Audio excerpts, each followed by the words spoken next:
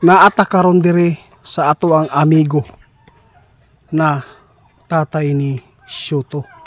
Karon guys, dagan nagtatanong, itiit pwede ko bang malaman kasi tag-ulan na po, no? Gusto kong malaman po kung meron po bang darating po ng mga kalamidad at saka yung lindol.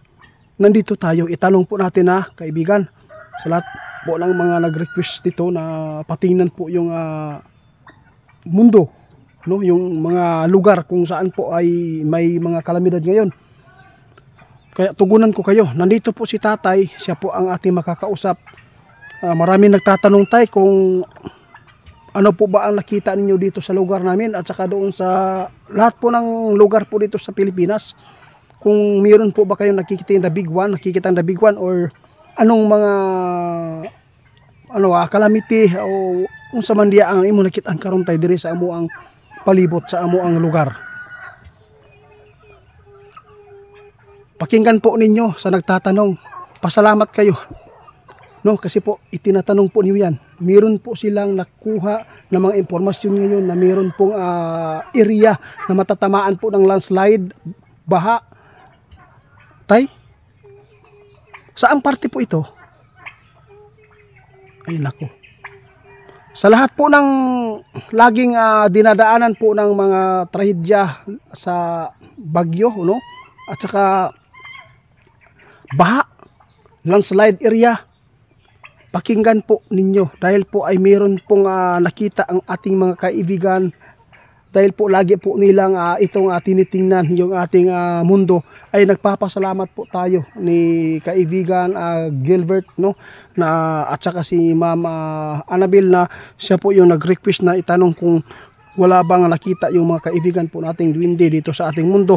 Ngayon, meron pong nakita ang ating kaibigan na merong mangyayaring pagbaha dahil po nakita natin yung panahon natin maulan.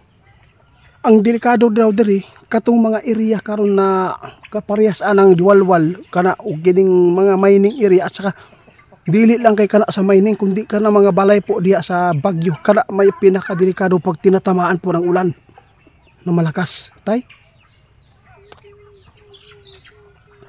oo nga tay, nagpapasalamat tayo kasi maraming mga tao na nagtatanong din ito. Oo, malaking tulong po ito, at least po ay natugunan po natin. Sa lahat po ng makapanood dito kung sino man po yung mga area kung lagi naman po tinatamaan po ng baha, dapat po kayo ay mag-ingat. Huwag po kayong basta-basta lang na iwan ang inyong mga anak dyan.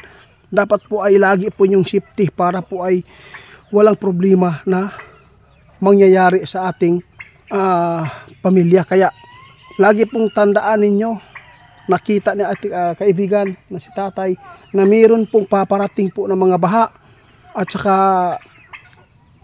landslide unsa patay.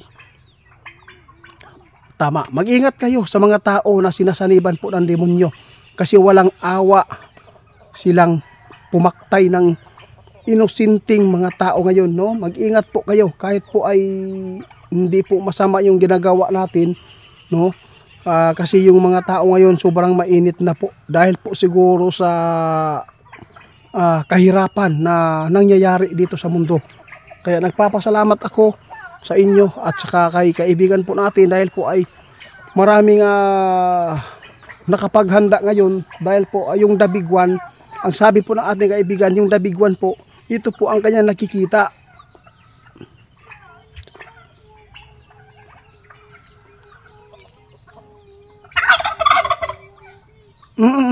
Tama po kayo tay. Guys, update po tayo sa the big one Sabi po ng ating kaibigan, itiit, walang mangyayaring the big one ngayon. Dahil po nag-iba ang panahon, dahil po sa ulan, no? Naibaling po, lumamig, no? Hindi umiinit, hindi mainit po yung panahon natin. Kaya cool po tayo, no? Walang nakita ang ating kaibigan na mayroong po the big one na mangyayari. Pero meron pa rin tayong mararanasan po ng mga paglindol na hindi naman po ay malakas kundi ay katamtaman lang ito na makapagbigay po ng takot din ng tao.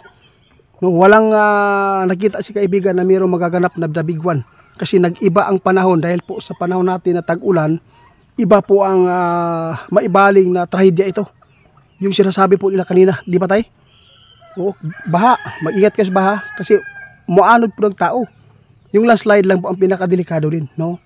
At saka yung mga sinasaniban po ng demonyo, dapat po talaga na tayo ay mag-ingat ngayong panahon na ito. Kasi hindi natin alam na minsan ang tao minamalas, no? Kahit po gumawa ng kabutihan, kung mayroon kang masasalubong na tao na may mga something wrong sa utak, oo, na lalo na yung mga drug addict, dapat tayo maging alerto, tay? Oo, tama po kayo. Hindi lang po trahedya ang ating titingnan. Yung nakapalibot sa atin. Hindi po natin, lalo na po yung mga pumupunta sa mga syudad, kahit saang lugar kayo pumunta, huwag po kayong magkampanti daw, sabi ng ating kaibigan. No, pwede kayong kahit naglalakad yung tao, pwede lang matripan. Kaya tama si kaibigan. Lahat po ng mga makakaya po nila na iparating sa atin, no? Hindi lang po trahedya at saka yung mga virus na mangyayari pa dito sa atin, yun ang tinitingnan po nila. Lahat, pati kalusugan, no? Ipinapaabot po nila. Tay, meron po ako itanong, kumusta po yung fault line po natin na nakikita po nyo sa ilalim po ng lupa ngayon? Ito lang po ang problema. Hindi po nagbago ang fault line na nakita ng ating kaibigan. Naka-isti pa rin ang pag-angat po ng biyak, no? Ito lang po ang mahirap dito. Pag may malakas-lakas po na lindol, bumigay, no? Yung umangat na lupa, pagkatapos ay bumigay pababa, yun po ang ibig sabihin ng malalakas po na paglindol at delikado po din pala sa tsunami. Pero hindi pa naman po totally ay malaking ano dito na posibilidad na mangyari, pero hindi pa po nakita ng ating kaibigan. Basta yung nakita po nila sa ilalim ay hindi po nabago, angat pa rin, no? Yung isa na nasa baba ay steady pa rin na nakahiwalay. Kaya lang sana po ay hindi po ito maging sanhi ng dabigwan. Basta walang dabigwan mangyayari ngayon dahil po sa panahon natin tatag-ulan.